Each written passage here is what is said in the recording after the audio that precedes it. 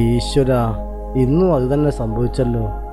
സാവിത്രി, ഞാൻ നിന്നോടൊരു കാര്യം പറഞ്ഞോട്ടെ, നീ എതിരൊന്നും പറയരുത്. ഈ കാലം വരെ നമ്മളെ കുഞ്ഞുങ്ങളെ ഞാൻ ഒന്നിനും ബുദ്ധിമുട്ടിച്ചിട്ടില്ല. ഇനി ഈ വയസ്സാകാലത്ത് അച്ഛനൊരു ബാധ്യതയാണെന്ന് അവർക്ക് തോന്നാനും പാടില്ല. അതുകൊണ്ട് ഞാനൊരു തീരുമാനം എടുത്തു. അപ്പൂപ്പൻ എന്താ അച്ഛമ്മയുടെ ഫോട്ടോ നോക്കി പിച്ചും പേയും പറയുന്നേ? മോള് പോയിട്ട് അച്ഛനെ അമ്മയൊന്ന് വിളിച്ചോളൂ. എന്തോ സംഭവം ഉണ്ടല്ലോ അപ്പൂപ്പ. എന്റെ മക്കളൊന്നും കാണാതെ ഈ അപ്പൂപ്പന് എത്ര കാലം ഇരിക്കാൻ പറ്റൂ? പക്ഷെ സാവിത്രി, ഞാൻ എടുത്ത തീരുമാനം തെറ്റാണെന്ന് തോന്നുന്നുണ്ടോ അനക്ക്?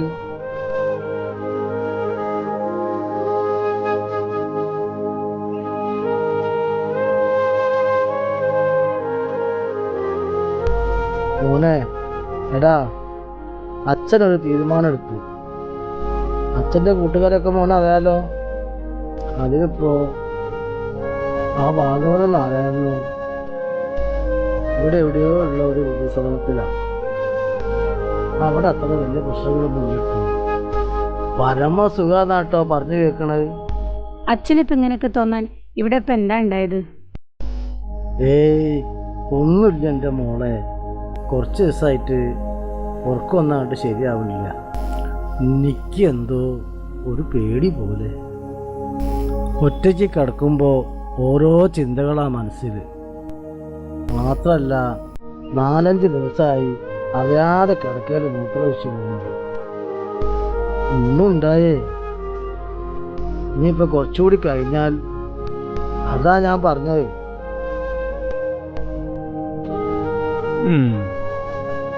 അപ്പോ അച്ഛൻ പോകാൻ തന്നെ തീരുമാനിച്ചല്ലേ? അതേടാ, അതാ നല്ലത്. എത്രയും നേരത്തെ ആയാൽ അത്രയും ബുദ്ധിമുട്ട് എൻ്റെ കുട്ടികൾക്ക് കുറയല്ലോ. അമ്മു, എന്നാ പിന്നെ അപ്പൂപ്പൻ്റെ മഹാഭാരതവും രാമായണവും പുതപ്പും വീഡിയോ ഒക്കെ അങ്ങോട്ട് എടുത്തോ. ഇല്ലേ, നീക്കി രാമായണം അതാ അവിടെതാ.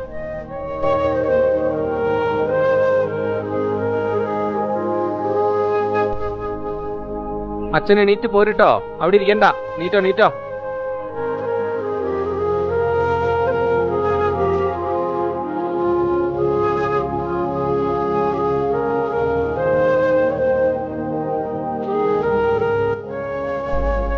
അതെന്തേടാ ഈ അതൊക്കെ എൻ്റെ മുറി കൊണ്ടുവച്ച്?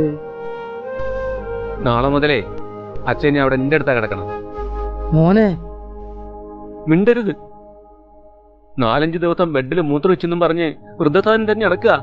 4-5 വയസ്സ് വരെ ഞാനും ബെഡിൽ തന്നെ മൂത്രമൊഴിച്ചത്. അന്നെന്തേ ഈ മന്ദിരങ്ങളും സാധനങ്ങളൊന്നും ഇല്ലായിരുന്നോ? എടാ, അച്ഛൻ പറഞ്ഞത് വേണ്ട, എനിക്കൊന്നും കേൾക്കണ്ട. നാരായണനും ചന്ദ്രനും ഒക്കെ അവിടെയാണ് അത്രേ. സ്വർഗല്ലേ അവിടെ, സ്വർഗോ. എനിക്കൊരു തെറ്റ് പറ്റിപ്പോയി. എന്റെ അച്ഛന് വയസ്സായത് ഞാൻ കണ്ടില്ല, കാണാൻ ഞാൻ ശ്രമിച്ചില്ല. അതെന്റെ കുറ്റല്ല അച്ഛാ. എന്റെ അച്ഛന് വയസ്സായി കാണാൻ എനിക്ക് പറ്റാത്തോണ്ടാ.